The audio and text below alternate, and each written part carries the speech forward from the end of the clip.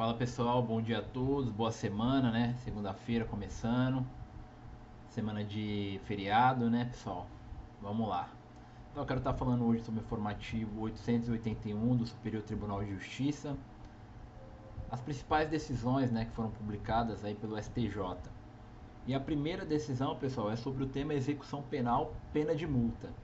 Vamos imaginar a seguinte situação: fulano, melhor dizendo, normalmente, a maioria das vezes, quando uma pessoa é condenada, pessoal, a uma pena por algum crime, ela é condenada para a pena privativa de liberdade, ou seja, tantos anos de cadeia, mais a multa. Ou seja, temos a privação da sua liberdade, você será preso, mais uma multa, um valor que você vai pagar. Então, normalmente são essas duas penalidades que você sofre. Pois bem, vamos imaginar a seguinte situação: você foi condenado aí pelo crime de tráfico de drogas a uma pena de 5 anos, mais uma multa lá para tu pagar uns 15 mil reais. Ou seja, são duas sanções distintas. No caso da multa, e vamos imaginar que esse crime foi um tráfico internacional de drogas, que é julgado pela Justiça Federal, não pela Justiça Estadual. Nesse caso aí, essa multa, quem poderá cobrar? Vai depender muito, pessoal, de onde você vai estar cumprindo a sua pena. Vamos imaginar a seguinte situação: você foi condenado pela Justiça Federal, porém você foi é, preso e capturado, respondeu o processo solto, enfim, mas você está submetido a um presídio estadual. Você está cumprindo a sua pena num presídio estadual, que submete a um juiz estadual. O juiz responsável pelaquela unidade prisional é um juiz estadual.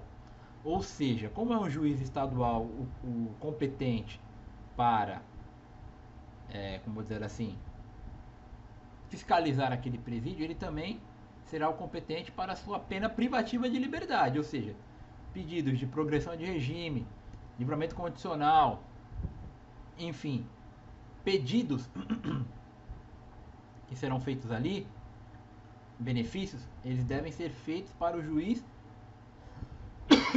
da do juiz do, caramba, o juiz estadual, pessoal. E a pena de multa? Quem poderá cobrar essa pena de multa? O STJ decidiu essa questão que, decorrência do princípio da unicidade da execução, ou seja, a execução é uma só, a pena de multa também deve ser cobrada pelo juiz da execução estadual. Não pode a pena privativa de liberdade tramitar na Justiça Estadual e a pena de multa tramitar na Justiça Federal. Ambas as sanções, pelo princípio da unicidade da execução, devem ser no juízo estadual, tá, pessoal? Então esse foi a primeira decisão do STJ que queria, né, na verdade, estar comentando com vocês, tá? Então se você tiver aí um cliente, né, normalmente no federal, CEU aqui, né, nós temos o sistema estadual de execução unificada, o CEU, acho que essa é a sigla, enfim, é o CEU, e lá é onde tramita a pena de multa. Porém, se for um juiz estadual que está botando para frente ali a privativa de liberdade, você vai ter que fazer um pedido lá no CEU para que o juiz federal se declare incompetente e remeta os autos para o juiz estadual para que lá tramite a pena de multa. Olha, sinceramente, efeitos práticos, acredito que isso aí não tenha qualquer relevância. Eu tenho um processo aí que o meu cliente na Justiça Federal ele foi condenado por tráfico internacional de drogas e a pena de multa está sendo normalmente executada lá no juízo federal, não tem nenhum problema. Então, em relação a efeitos práticos, né, não vejo qualquer problema nisso. Evoluindo, pessoal, aqui no informativo do STJ, a segunda decisão é também sobre pena de multa, só que agora sobre prescrição. Para quem não sabe, a prescrição nada mais é do que a perda do direito do Estado de punir alguma pessoa. E no caso da multa, seria o direito de executar a multa. O pessoal foi condenado ali e o Estado demora muito para executar aquela multa. Pois bem, vamos imaginar a seguinte situação: você foi condenado ali a uma pena de 5 anos, também de tráfico, com trânsito em julgado em 2006. Porém, o Estado ele só vem executar essa pena de multa 7 anos depois. E aí você fala, olha, o Estado demorou demais para executar essa pena de multa ao meu desfavor. Logo, portanto, eu requeiro aqui, você contrata um advogado, a extinção da multa em razão da prescrição. O Estado demorou demais para cobrar de mim. Quando ocorre o trânsito em julgado, pessoal, ou seja, a impossibilidade de recursar, você não pode mais recorrer, você tem 10 dias para pagar. Você vai ser intimado, olha lá, você tem 10 dias para pagar essa pena de multa. Se você não pagar em 10 dias, o Ministério Público, de forma prioritária, ele tem 90 dias para cobrar essa multa de você. Se ele não cobrar em 90 dias essa pena de multa, a Fazenda Pública, de forma subsidiária, pode ser a Fazenda Pública Estadual ou a Fazenda Pública Federal, ela vai executar, tá? Na vara de execuções fiscais. O Ministério Público executa na vara de execuções penais e a Fazenda Pública na vara de execuções fiscais, aplicando-se, ou seja, a essa dívida de multa, todas as normas referentes à dívida ativa de valor. Ou seja, aquelas normas da lei de execução fiscais que é utilizada para cobrar um imposto, um tributo, aplica-se também na multa. As causas suspensivas e interruptivas, mas a causa prescricional não. Ou seja, prescrição, Código Penal. Suspensão e interrupção, Lei de Execuções Fiscais, e interrupção, Código Tributário Nacional. Qual foi o raciocínio da defesa aqui para requerer a extinção da multa? A defesa falou, olha, se aplica a multa as mesmas causas da dívida ativa de valor, como a suspensão e a interrupção, aplica-se também a prescrição. Logo, no Código Tributário Nacional, fala lá, é dito que a Fazenda Pública tem o prazo de 5 anos para cobrar o imposto, a partir do momento da constituição do crédito tributário, ou seja, a partir do lançamento. A Fazenda Pública lança lá. O IPTU, por exemplo, é lançado no carnê e a Fazenda tem que executar aquele tributo, né, o imposto.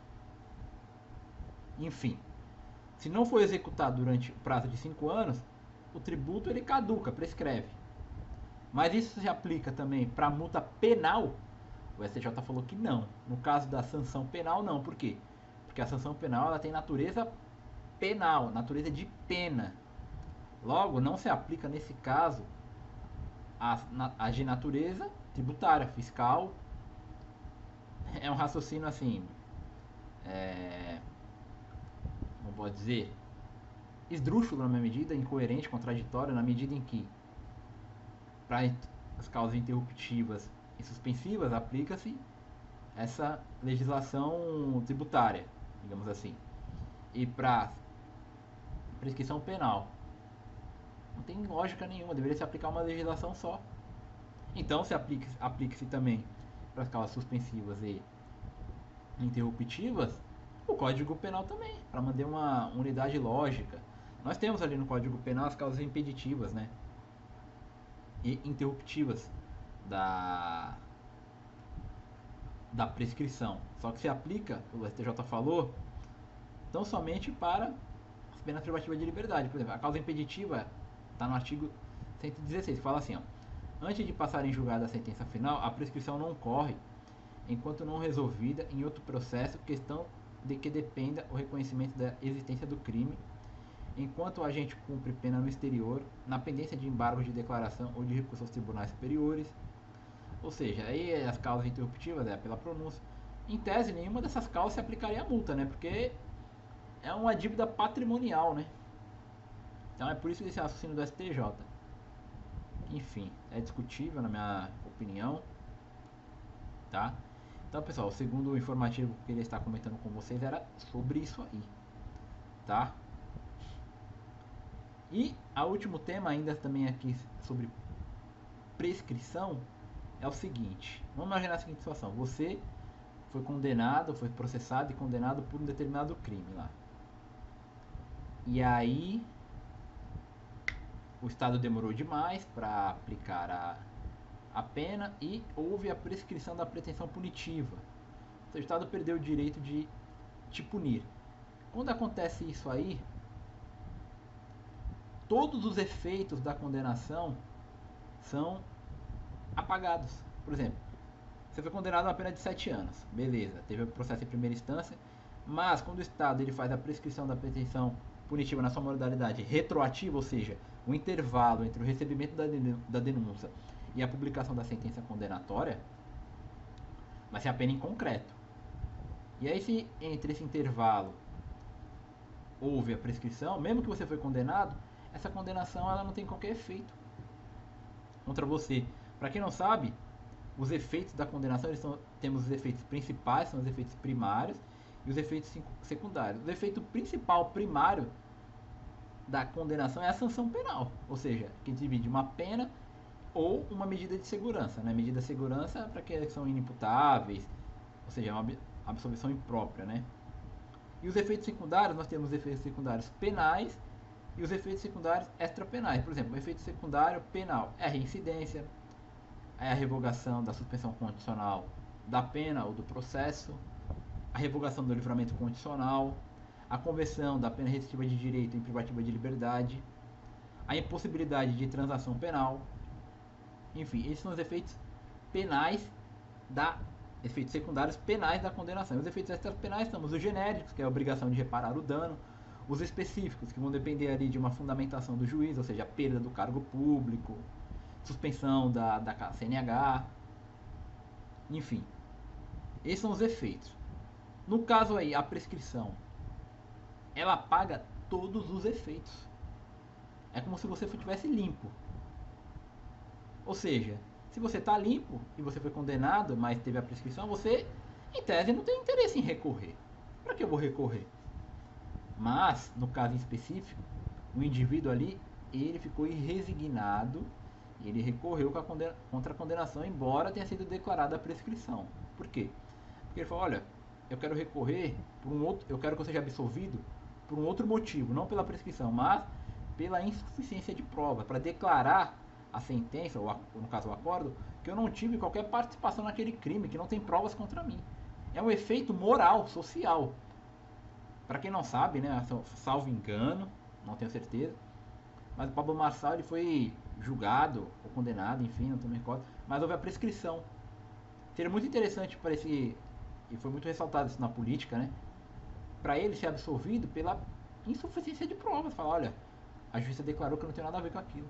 Agora a prescrição não. Você em tese, escapa da justiça, né? Mas por uma inação do Estado, uma omissão. Não ficou estabelecido se você era culpado ou inocente. Então o STJ falou, olha, esse recurso aqui que você fez não tem qualquer interesse recursal. Não tem necessidade, não tem utilidade. Ou seja, qual o gravame a você? Qual é o benefício jurídico concreto que você vai ter? Benefícios morais, sociais, não interessam para a tutela jurídica objetiva da sociedade. Portanto, nesse caso aí, o STJ declarou que o recurso ele deveria ser não conhecido por falta de interesse recursal, tá, pessoal? E por fim, agora, o último julgado agora sobre aqui direito processual penal, pessoal, foi sobre inquérito policial. Para quem não sabe, o inquérito policial ele tem uma natureza inquisitorial, né? Inquisitiva, ele sequer é um processo judicial, ele é um procedimento administrativo, ele não tem partes, né? Assim, né? Em tese, ele não tem partes, ele é conduzido pela autoridade policial, ou seja, é unilateral, né? Não temos ali contraditório, não temos partes, não temos ampla defesa. Porém é o seguinte, vamos analisar a situação. Você está sendo investigado, você é um suspeito de ter cometido maus tratos ali contra a pessoa que veio a óbito, no caso a sua mãe, sua avó, enfim. Que é o exemplo trazido aqui pelo Dizer o Direito, muito bom. E nesse caso, o médico atesta lá no atestado de óbito a causa da morte, maus tratos. O Ministério Público tomando conhecimento daquilo, ele instaura um inquérito policial para estar apurando ali, né? Aquela conduta, em razão do que disse o atestado de óbito, esse cadáver, né, ele é encaminhado lá para o IML para estar sendo submetido a um perito oficial do Estado, para estar verificando lá o que o perito tem a dizer sobre a natureza da morte, se teve ação contundente, enfim. E aí, no inquérito, você contrata um advogado, você está apreensivo, e o advogado fala, olha, seria bom a gente indicar um assistente técnico particular para que acompanhe essa perícia, né? E fiscalize o perito do Estado, fazendo quesitos, enfim.